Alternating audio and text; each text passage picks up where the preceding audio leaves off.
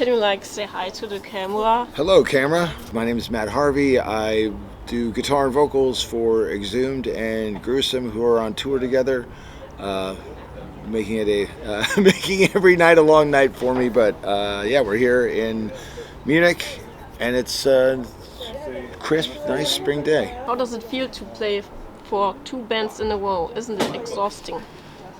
I mean, the short answer is yes. It's an undertaking, you know. I think the part I didn't really factor in was doing 2 sound checks. Makes the day extra long, so certain things that I normally do on tour, like, you know, I have like my yoga mat, I do like my little push-ups and stuff, like today I'm not gonna have time for that, and changing my strings and things like that becomes a little bit more hectic, but it's basically fun, and it took a couple days to sort of make sure that I was in rhythm, you know, because I didn't want either band to suffer from a lack of energy. You also play in Left to Die. Is one of the 3 your favorite? They all sort of do. They all scratch different itches, you know. Exhumed probably feels like home because it's a band I've been in since I was in school, and I guess with Exhumed, because it's untethered from death or whatever, it feels a little bit more like, you know, I can sort of be myself a little bit more, you know, at least in the creative process. With Gruesome, there's a bit of an academic side to it where, you know, we're creating these companion pieces to the Death catalog. So it's very, you know, there's a lot of studying involved. There's a lot of thinking about the architecture of the Death songs and the tonality and the various elements that sort of get introduced, you know, album by album. Each one, you know, obviously builds and becomes more complex and adds different kind of colors to the palette. And then Left to Die, I get to cut loose in a different way because, you know, we're doing the Scream, Bloody Gore and Leprosy stuff, and, you know, we just added Witch of Hell to the set on the last tour. So it's all the songs that I grew up playing. So for me, it feels more like a party, you know. I'm just like, hey, I get to play my favorite songs with the guys from the band, like, holy shit. And it's not that one is my favorite or one isn't, but like I said, I think Exhumed feels more like, you know, putting on your old shoes, your old comfortable shoes. Of all your bands, what is your favorite song to play live? It just depends on whatever gets kind of the biggest shout, you know. Because once you're playing live, you're not really playing for yourself. There's certain parts that I've written that I think are dreadfully clever because, you know, you don't do this if you're not egotistical. But that doesn't necessarily mean that the crowd is that those are the parts that they love the most. You know, it's like sometimes playing, you know, the simpler, older stuff just goes over better with the audience. The middle section in Savage Land, and the pre-chorus and the middle section of that song just tend to work really, really well. With Exhumed, some of the songs from the first album that are really, you know, remedial go over great. My favorite songs to play live probably are with Left to Die because, like I said, those are the songs I grew up playing. When I was a teenager, instead of trying to talk to girls because I was too shy, I would just sit in my room and like learn, you know, how to play Leprosy or whatever. But really, it's the audience. When the audience gets into it, we have the best times. And which song is this on the current tour?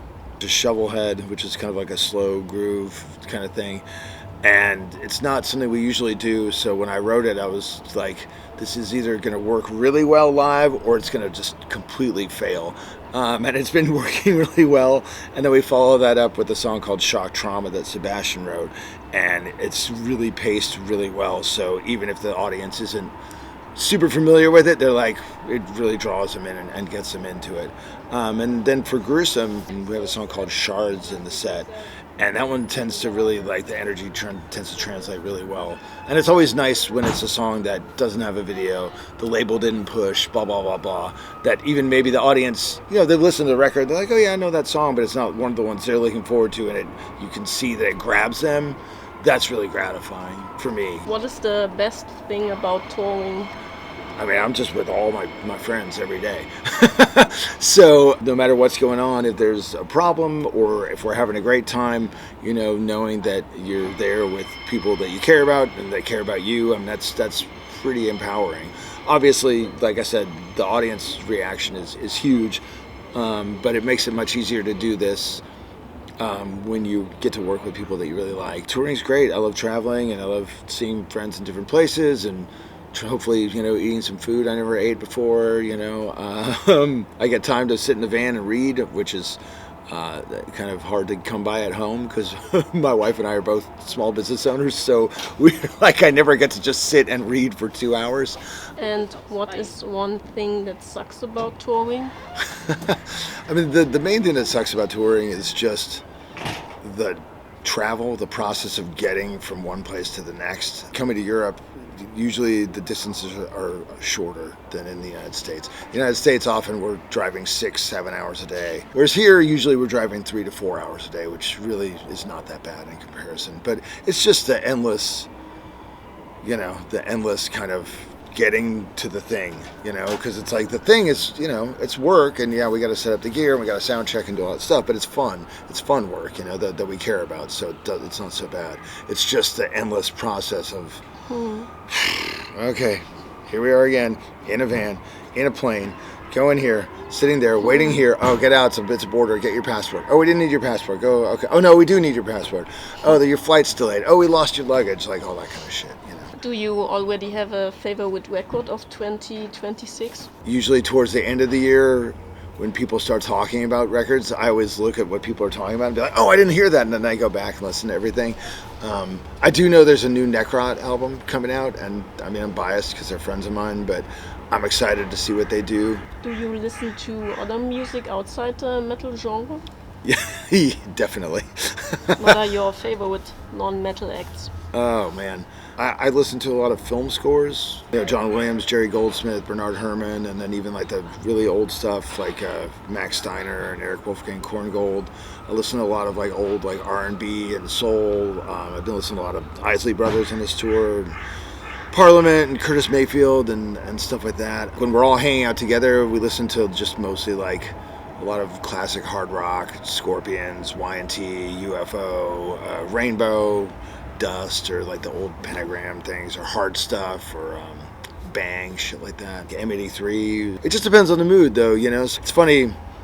The more shows we're playing, the less metal I listen to, and then when I'm home for months at a time, then I listen to more metal. Because it's like you play death metal all night. You don't think, oh boy, I want to hear some death metal. I love music, and I think it accompanies. There's the right music for the full gamut of human emotions. What keeps you motivated to play guitar? I don't really have like a particular love for guitar like a lot of guitar players do. They sit around and look at guitars they might want to buy, or talk about guitars, or talk about equipment or things that they could do or modify. Like our guitar player Sebastian is very much that guy. Obviously I like guitar, it's cool, but I mean I like metal, and the tool you need to play metal is the guitar. So I mean, I think I want to stay sharp because the guys that I play with, both Dan in Gruesome and Sebastian in Exhumed, are really, really excellent guitar players, and I want to be able to keep up with them, and I want to execute the material well. But like when I'm home, I don't really practice that much. I kind of wait until I have like an idea, or like, what would it be like to try this or whatever, and then I pick up the guitar. Creating the idea is what's more interesting to me than the guitar itself, but obviously you have to be good enough to execute the idea. I like being in the position of being the not as good guitar player in the band. It's good for me because I get to learn more, and I get to sort of be challenged, which that's kind of what keeps me on my toes, because if I just sat around playing my favorite Celtic Frost songs, like I would get bored really quick, and I would just put the guitar away and then not touch it. No, I don't think that I suck or whatever. I'm just realistic. We were just talking about Dan Mongrain from Voivod earlier. I mean, he's one of the most incredible guitar players I've ever seen. Oh, amazing, Bobby Coble, who plays with Death to All, I mean, he's like mind-blowing. And, Ryan Knight in Black Dahlia Murder. I mean, there's so many guys that, I've toured with or hung out with, and it's just like, wow.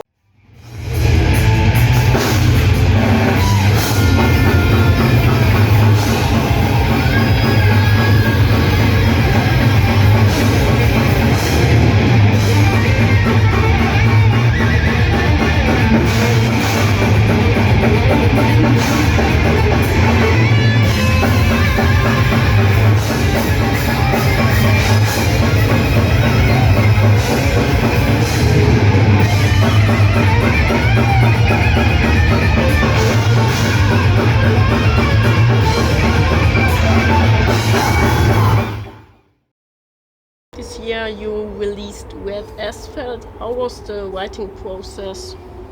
It's been pretty smooth. Our bass player Ross and I, we live about 4 hours away from each other by cars. Our guitar player Sebastian, he lives in Baltimore.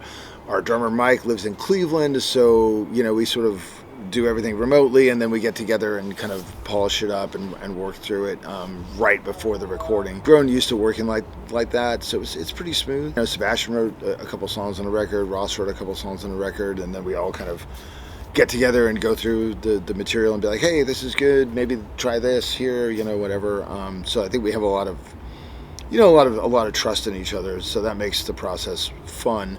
Even if you have to make a change that you weren't expecting, it's more like, oh, how do we make this better? Not like, oh, you don't like my song, So it's been very good, So there's no main songwriter, you all contribute equally? I mean, I guess numerically I would be the main songwriter, but everybody also has sort of editorial rights on everybody else's song too. So it's not like if I write it, that's it, that's the way it is. It's like, hey, what do you guys think? And then, we go from there. And just like with the other guys, if anybody has a suggestion, we at least give it a shot, So it's because I think sometimes if it's just everybody doing everything, you can get kind of directionless. Hopefully we're getting the best of everybody's ideas and everybody feels included and everybody feels good about the final product. What was the idea for the album cover of Red Asphalt? Well, we used to do these photographic covers back in the early days, and Ross, our bass player, he's the photographer and the visual artist. He's been back in the band for a while, but we just hadn't been doing those covers for so long. It kind of didn't occur to us. And somebody asked us about that, like, hey, how come you guys don't do that anymore? I was like, well, we stopped because Ross was out of the band. And he's like, hasn't Ross been back in the band for like 8 years? Red Asphalt it's named after these series of films that they used to show in the United States to people learning to drive, to encourage you to be a safe driver. And they would show the aftermath of these car wrecks of people being maimed and mutilated and killed. And, especially back in the 60s and 70s when they started showing them, people weren't used to seeing that kind of imagery. You had kids in school like throwing up and like fainting and running out of the classroom being confronted with these gory images. So we thought doing something photographic would fit with the theme of the album. We wanted to do something like Point of Entry by Judas Priest or whatever. And, I think Ross really did a great job on it. What are these guts made of? They're made of guts. In San Jose, we have a huge Asian population, and they use a lot of entrails and stuff in their cooking that, most white people don't use. But if you go to the Asian grocery store, you can find all this stuff. And we used to use it extensively, back in the day. And then some of it is props and some of it is real. And, we staged the photo, took the photo, and, there it is. Silent Echoes from Gruesome has a clear death influence. What were other influences? There aren't any, really.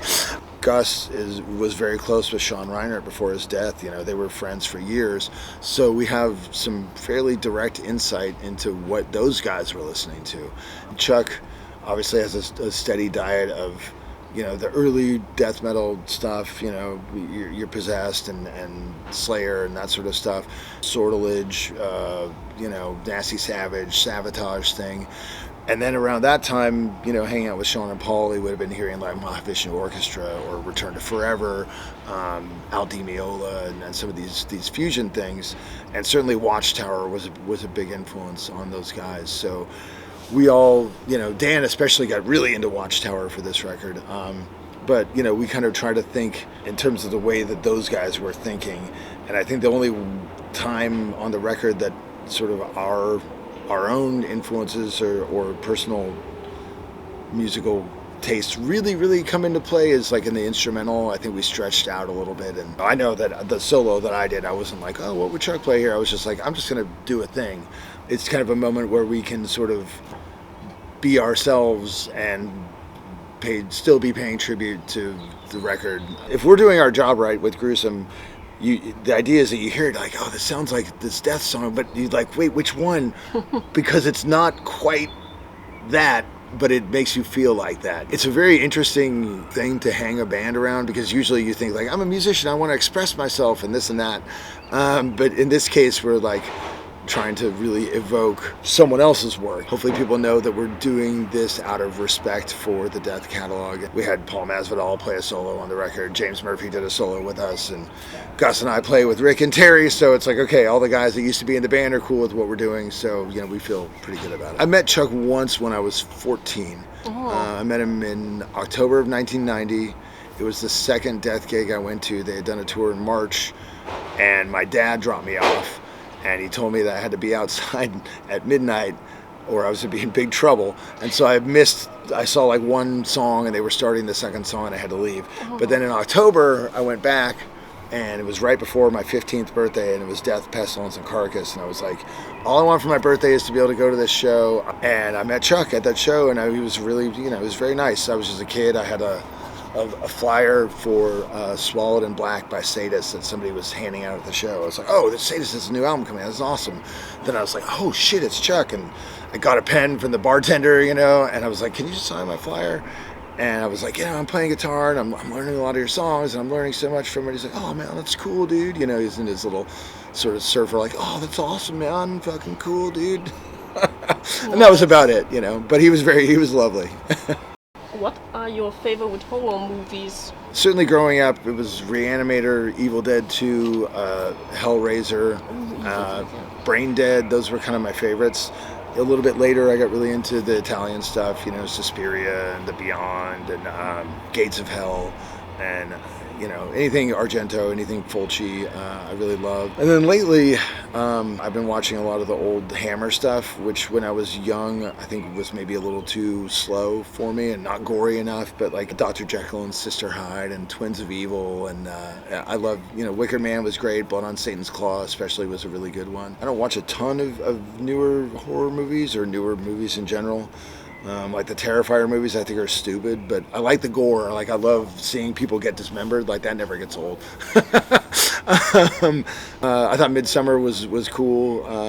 Like a cool reimagining of like a Wicker Man type thing. I saw an independent movie recently called Box Cutter that I thought was really good. But my favorites are always, it's stuff I grew up on. Castle Freak, Cemetery Man, Brain Dead, Bad Taste, all that stuff. Which comics describe Exhumed and Gruesome best? Which comics? With Gruesome, it's so specific. I don't know that there's really an analog in comics. With Exhumed, I think we're kind of more like the Guardians of the Galaxy movies. We're idiots, but we're having fun and we're doing it. And musical-wise? Musically wise, comics, I would say it's more. Exhumed is more like maybe like Gore Shriek or like the old. Skywald comics that are a little bit grosser. I think Gruesome is a little classier, like a creepy or an eerie maybe, especially the early creepy and eerie where they were not so, they got a little bit more violent later on. Gruesome is a little bit classier and Exhumed is a little bit sleazier. So you enjoy comics a lot. Do you also like the European ones, like the one from French or Belgium? I'm not super familiar with European comics. When I was really, getting into comics back in the 80s and into the 90s, mostly we were aware of like, heavy metal or metal. And, anything by Mobius got over to the U.S., whether it was Airtight Garage or, he did a Silver Surfer thing in the 80s. A lot of the European comics I think that I was aware of back then was like Asterix and stuff, which I was like, just wasn't my thing, I didn't read Pogo, I didn't read Asterix. Especially in the old horror comics, there's a lot of Spanish artists that I just didn't really like. Esteban Maroto is like one of the best. I was so steeped in American comics and I went so deep down that rabbit hole that now when I try to get into European comics, I'll hear about something that Humanoids is putting out or whatever. I'm like, fuck, I should check it out. But then I'm like looking at this pile of unread comics, this pile of unread books, and I'm like, maybe I shouldn't spend $69.95 on a graphic novel I don't know anything about. Like, fuck, it looks really cool though. And comics is international. There's a lot of Argentinian comics. There's another thing that I just sort of started learning about. I'm like, oh fuck, I can't go down another rabbit hole. I don't have enough time to read all this stuff. The two things I wish I had more time to do is read and draw. Yeah, you're a productive musician instead. Yeah, I got to keep working, you know.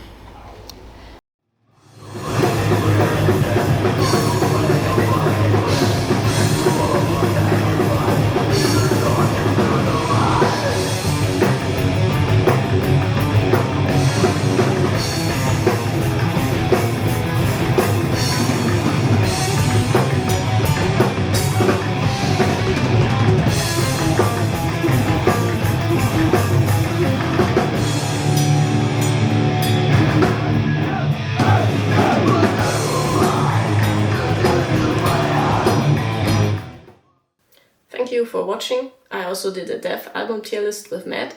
Subscribe to the channel to see when I upload it, or I will link it here once it's done. Thank you for watching. I see you in the next video.